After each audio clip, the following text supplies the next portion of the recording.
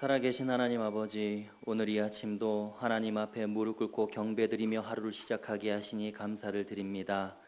말씀으로 하루를 열어가는 이 시간, 우리 마음 가운데 주님 임재하여 주셔서 듣는 말씀 깨닫고 실천하며 삶으로 하나님께 귀한 영광의 열매 올려드리는 빛과 소금의 성도들 되게 하여 주옵소서.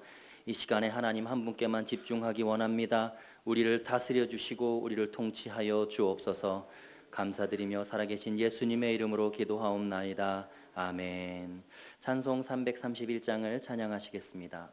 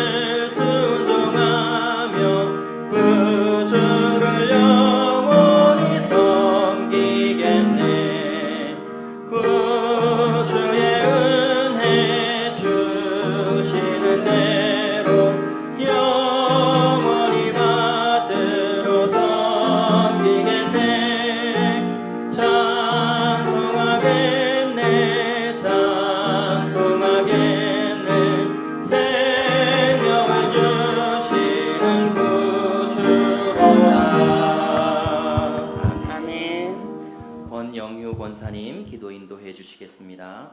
사랑의 하나님 감사합니다. 죄인된 저희들에게 구속의 기쁨을 주심도 진심으로 감사를 드립니다.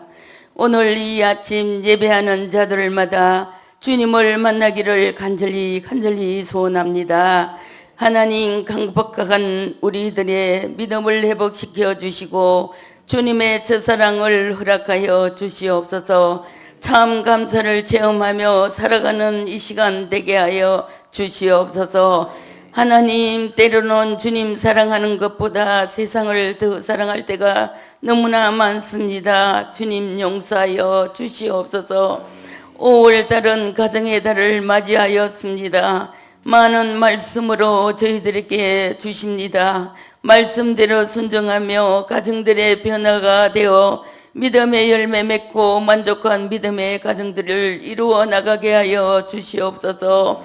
하나님, 우리 교회를 사랑하시는 하나님 감사합니다. 자녀들의 믿음이 부모들보다 더 성장하기를 간절히 소원합니다.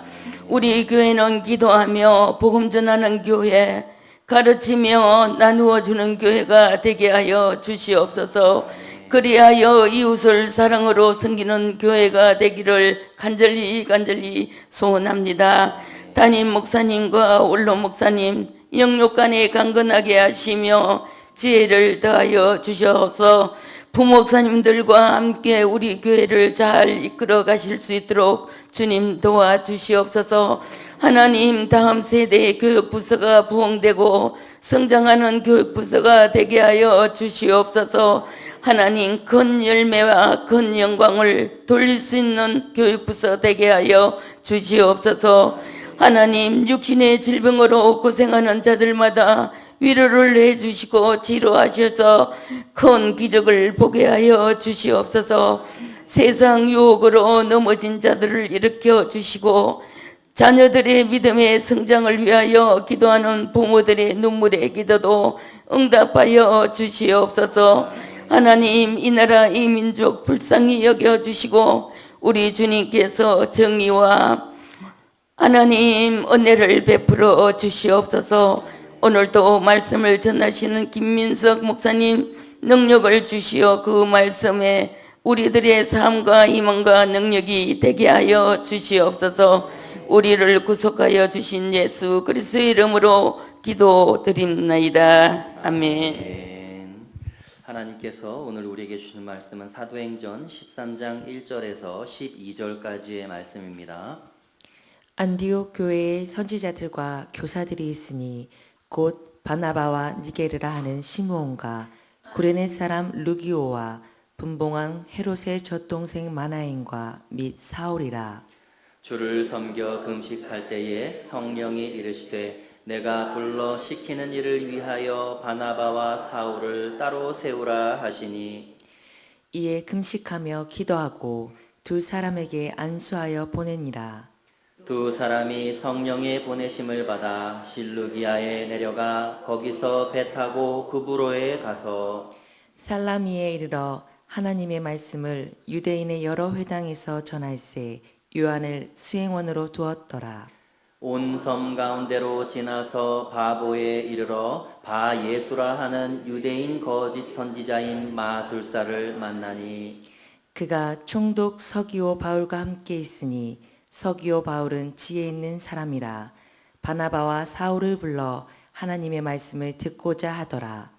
이 마술사 엘루마는 이 이름을 번역하면 마술사라 그들을 대적하여 총독으로 믿지 못하게 힘쓰니 바울이라고 하는 사울이 성령이 충만하여 그를 주목하고 이르되 모든 거짓과 악행이 가득한 자요 마귀의 자식이요 모든 의의 원수요 의의 바른 길을 굳게 하기를 그치지 아니하겠느냐.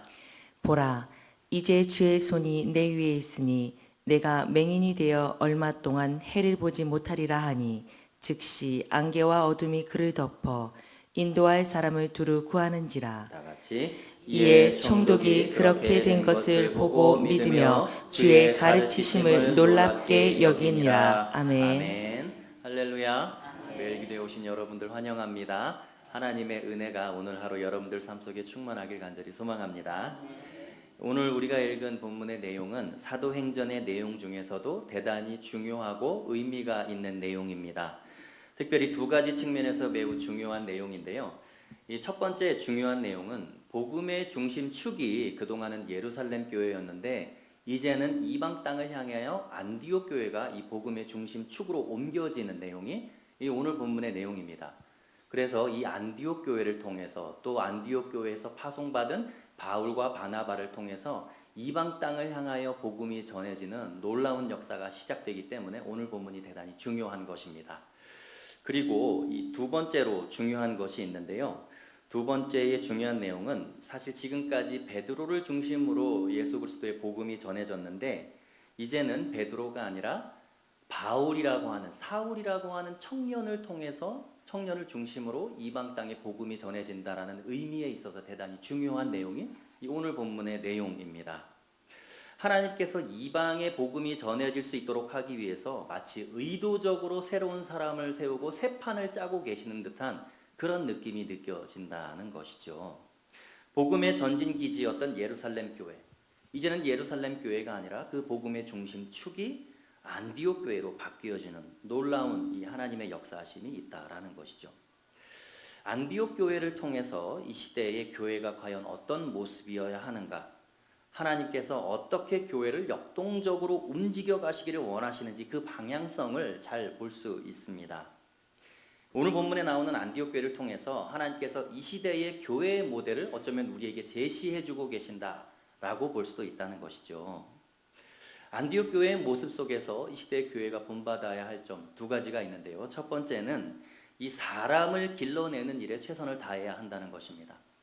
리더를 길러내고 교회를 이끌어갈 다음 지도자들, 훌륭한 인격과 성품, 그리고 높은 헌신도 하나님 나라를 위해 자신의 삶을 드릴 수 있는 위대한 크리스천 리더십을 길러내는 게 교회의 사명이다라는 거예요. 안디옥 교회는 원래 이 바울과 바나바가 지도자였습니다. 그런데 그들을 따로 세워서 파송하라라고 하시는 성령의 음성에 순종할 수 있었던 이유는 바로 그들 이후에 안디옥 교회를 이끌어갈 3명의 새로운 지도자가 있었기 때문입니다. 오늘 본문 1절에 보시면 안디옥 교회의 선지자들과 교사들이 있으니 곧 바나바와 니게르라 하는 시므온과 구레네 사람 루기오와 분봉왕 헤롯의 젖동생 마나엔과 및 사울이라 이렇게 기록을 하고 있죠. 자, 선지자들과 교사들이 있었다 이렇게 얘기합니다. 선지자들은 영적으로 깨어 있어서 하나님의 뜻을 분별하여 사람들에게 그 뜻을 가르치는 사람, 예언하는 사람이 선지자였다는 거예요. 그리고 교사들은 구약의 하나님의 말씀을 잘 풀어서 이 성경을 가르치는 성경 교사들을 당시에 교사들이라 했다라는 것입니다. 그런데 이런 선지자나 교사는 아무나 될 수 있었던 것이 아닙니다. 교사나 선지자로 성장할 수 있도록 교회가 끊임없이 이들을 길러내고 가르치고 그들의 삶을 검증하고 훈련을 시켰다는 거예요. 근데 지금 1절에 보시면 기록된 사람의 이름이 5명입니다. 바나바, 시므온, 루기오, 마나엔, 사울. 여기서 바나바와 사울은 여러분 잘 아시죠? 그런데 이들을 중심으로 해서 새로운 리더십, 3명의 리더십이 있습니다. 누구냐면 바로 구레네 사람 루기오, 그리고 니게르라 하는 시므온, 그리고 분봉왕 헤롯의 젖동생 마나엔이라는 것입니다.